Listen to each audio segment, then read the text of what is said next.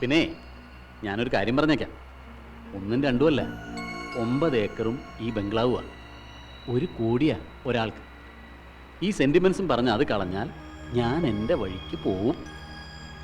ഞാനായിട്ട് കിട്ടേണ്ടൊക്കെ കിട്ടിയില്ലേ? ഇനി തീർന്നില്ല ഈ പണത്തിന് ആർത്തി.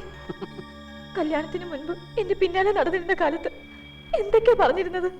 എനിക്ക് നിന്റെ സ്വത്ത് വേണ്ട, പണം വേണ്ട, നിന്റെ കണ്ണുകൾ മാത്രം മതിയെന്ന്.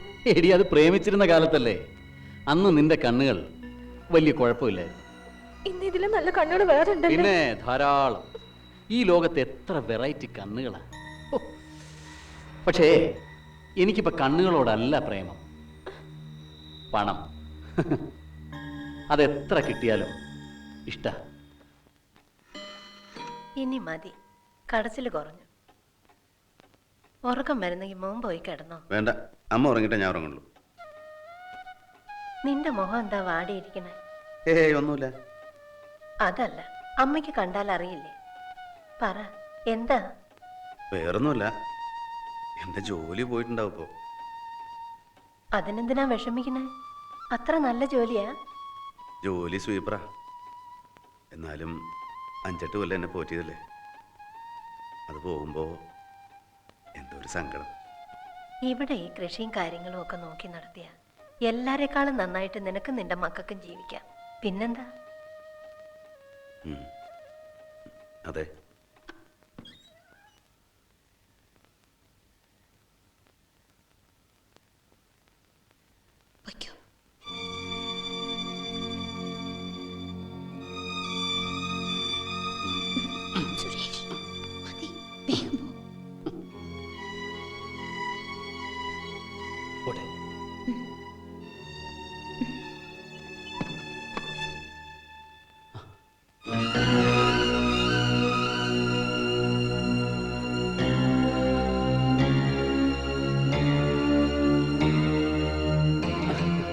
അളിയനെന്താ ഉറങ്ങില്ലേ? ഞാനും ഹരിയും കൂടെ ഒരു സ്മോളൊക്കെ കഴിച്ചങ്ങനെ ഇരുന്നു.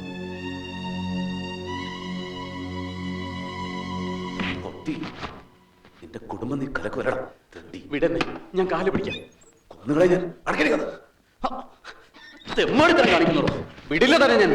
ഹരി ഇവിടെ ഇല്ലാന്ന് അറിഞ്ഞിട്ടും പിന്നെ എന്തിനാണോ താൻ ഇവിടെ വന്നത്? പറടാ, പറയാൻ. ഞാനോ? സ്വന്തം അനിയന്റെ ഭാര്യയല്ലോ, പെങ്ങളെ പോലെ കാണണ്ട അവളെ. എന്താ സുരേഷ് നാരിത്തരം കാണിക്കുമ്പോ ഓർക്കണം. എന്താ പ്രശ്നം? അങ്ങനെ ശരിയാവില്ല.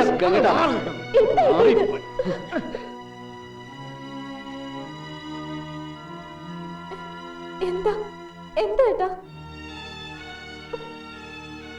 എന്താ സുരേഷ് ഏട്ടാ? നീ പോയേ, നാറ്റ കേസാ. എന്റെ നീനെ കിടന്നുറങ്ങുമ്പോ വാതിലടച്ചൂടെ? രാജേട്ടൻ പറഞ്ഞപ്പോ ചെറുപ്പകാലത്തെ ചില കുസൃതിയാണെന്ന് ഞാൻ കരുതിയുള്ളൂ. ഭാര്യയും 2 പിള്ളേരും അതിലൂടെ തനിക്ക്. ഇനിയെങ്കിലും നിർത്തിക്കൂടെ? എന്തൊക്കെ കേട്ടോ ഇതൊക്കെ? പറഞ്ഞാലേ അറിയാൻ പറ്റൂ. പറയൊന്നും വേണ്ട, മനസ്സിലായി.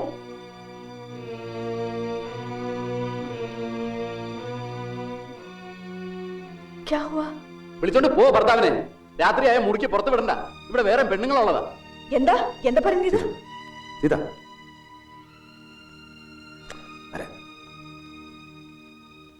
ഇവള് ഒട്ടും ശരിയല്ല. എനിക്കിപ്പോഴും ഒന്നും മനസ്സിലായില്ലേ. മനസ്സിലായില്ലെങ്കിൽ വേണ്ട. വല്ലത് സംഭവിച്ചോ നീനെ? അതിനു മുമ്പ് ഞാൻ കണ്ടു. വാതിൽ തുറന്ന് അകത്ത് കയറി, എന്നിട്ട് കാഴ്ച കണ്ട് നിൽക്കുക. എന്താ കഥ? എന്താ ഇവിടെ ഒരു ബഹളം കേട്ടെ? ബഹളം ഒന്നുമില്ല, അമ്മ കിടന്നോളൂ. എന്തിനാ അമ്മ വിളിക്കണേ? അമ്മ അറിയട്ടെ പുന്നാരം മോന്റെ സ്വഭാവം. മനസ്സിലാവുന്നത് പോലെ പറഞ്ഞാ മനസ്സിലാവും. ഹരി കോയമ്പത്തൂർക്ക് പോയിരിക്കാം. ആ തക്കത്തിന് ദിവ്യേട്ടൻ നീനയുടെ മുറി കയറി കണ്ണടിച്ച് പൊട്ടിച്ചു കളഞ്ഞാൻ. അനാവശ്യം പറഞ്ഞ. ഓ, അനാവശ്യം കാണിക്കാം. സുരേഷ് കണ്ണുകൊണ്ട് കണ്ടതാ. ആര്? ഞാൻ ഗംഗേട്ടനോട് അത്യാവശ്യം ഒരു കാര്യം പറയാൻ വരുമ്പോഴാ രവിയളി എന്താ ഇവിടെ നിന്നിങ്ങനെ പരുങ്ങുന്നു. എന്താ കാര്യമെന്ന് എനിക്ക് മനസ്സിലായില്ല. ഞാൻ കുറച്ചു നേരം അവിടെ മാറി നിന്നു. അപ്പതാ വാതിലിന്റെ ഇടയിൽ കൂടെ ഇങ്ങനെ എത്തി നോക്കുക. പിന്നെ വാതിൽ തുറന്ന് അകത്ത് കയറി. എന്തെങ്കിലും മോഷ്ടിക്കാനാവുന്ന ഞാൻ കരുതിയത്.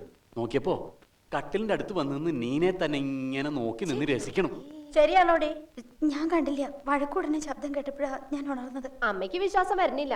പഴയ സ്വഭാവം മാറോ? പാവം ആ പ്രേമ. പഴയ കഥയൊക്കെ അവിടെ ഇരിക്കട്ടെ, അതൊന്നും വിളമ്പണ്ട. എല്ലാരും പോ. വാതിലടിച്ച് കുറ്റിയിട്ട് കിടക്കടി. കുറ്റിട്ടോ? ഓ, സ്വന്തം മുറിയിൽ കുറ്റിയിടാത്താണ് ഇപ്പൊ കുഴപ്പം. അമ്മയ്ക്ക് ഇതൊന്നും പ്രശ്നമല്ല. ഇപ്പൊ രവിയേട്ടൻ മതി. ഞങ്ങളൊക്കെ കഷ്ടപ്പെട്ടത് വെറുതെ. ഞങ്ങൾ അന്യന്മാര് പുറത്ത്. എനിക്കിത് കിട്ടണം. ഇനി എന്തിനാ കുറ്റി അടിച്ച പോലെ നിൽക്കണം? പുറത്താരും അറിയണ്ട.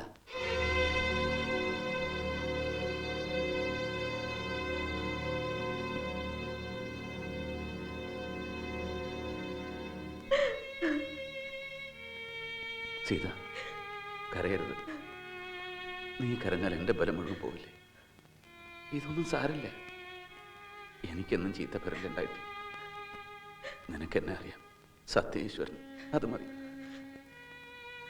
ഞാനൊന്നും മിണ്ടിയ 2 ബന്ധങ്ങളെ തകരുക. ഇങ്ങനെയാണോ ബന്ധങ്ങൾ? ഭാര്യ ഭർത്താവിനെ വഞ്ചിക്കുന്നു, ഭർത്താവ് ഭാര്യ വഞ്ചിക്കുന്നു, എന്നിട്ട് ബന്ധങ്ങൾ. ചൂട്ട്. കലികാലത്ത് ഇങ്ങനെയൊക്കെ ഉണ്ടാവുമായിരിക്കും.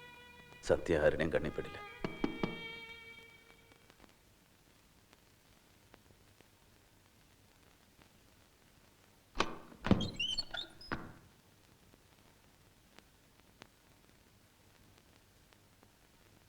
ഏട്ടന് ഒരബദ്ധം പറ്റിയതാ. അരിയുണ്ടെന്ന് വിചാരിച്ചാൽ ഞാൻ ആ മുറി കയറി ചെന്നത്. സുരേഷ് അത് തെറ്റിദ്ധരിച്ചു. ഏട്ടൻ എന്തിനാ വിഴുപ്പ് ചുമക്കണേ?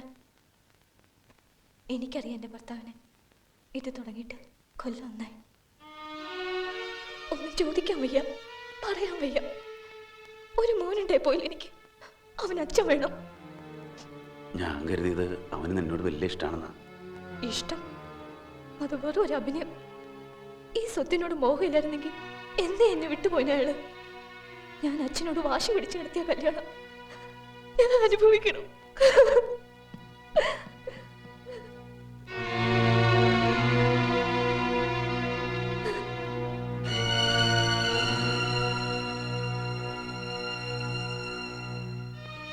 എന്തൊക്കെയാണോ ഞാൻ ഈ കേൾക്കുന്നത്, അറിയുന്നത്?